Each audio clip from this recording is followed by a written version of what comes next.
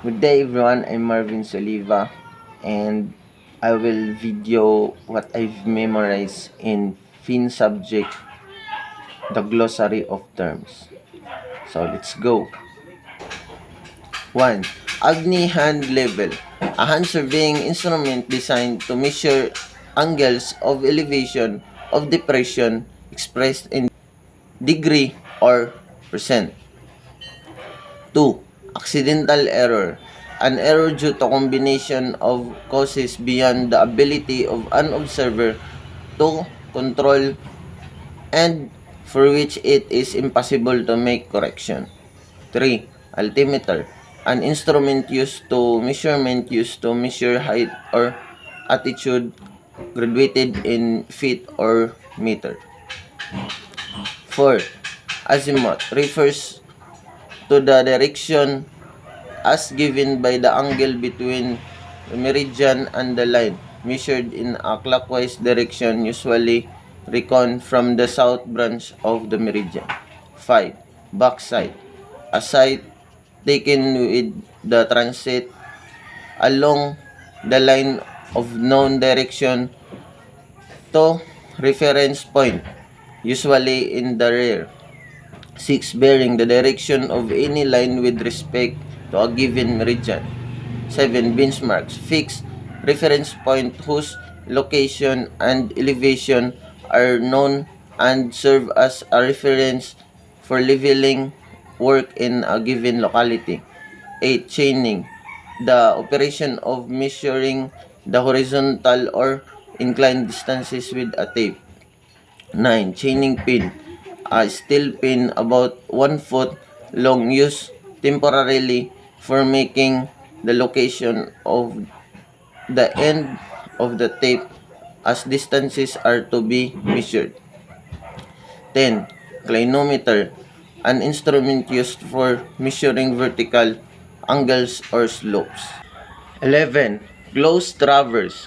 A survey in which the traverse lines from a close figure or when the two endpoints coincide. 12. Compass. A handheld instrument used in making rough survey line with reference to direction of a magnetic needle. 13. Contour. An imaginary line of constant elevation on the ground. 14. Contour interval. A fixed vertical distance between two successive contour lines at different elevations. 15. Crosshair. The line of sight composed of vertical and horizontal hairs fastened to the reticule. 16. The tomb. A plane of reference where all other elevations are referred to. 17. Deflection angle. The angle between a line and the line. Prolongation to the preceding line to the succeeding line. 18. Departure. The horizontal component of traverse line wherein the distance is multiplied by the sine of the bearing angle of the line. 19.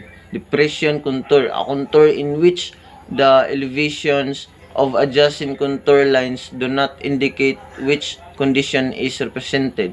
20. Difference in elevation. The vertical distance between level surface. 21.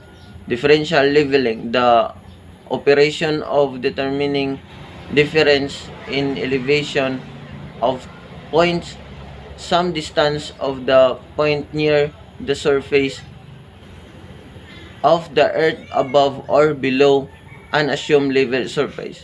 22. Direct leveling. A method by which the difference in road reading held at 2 points is equal to the difference in elevation between those points. 23. Elevation. The vertical distance above or below some arbitrary assumed level surface or the tomb. 24. Field work. An activity of making and recording all measurements in the field.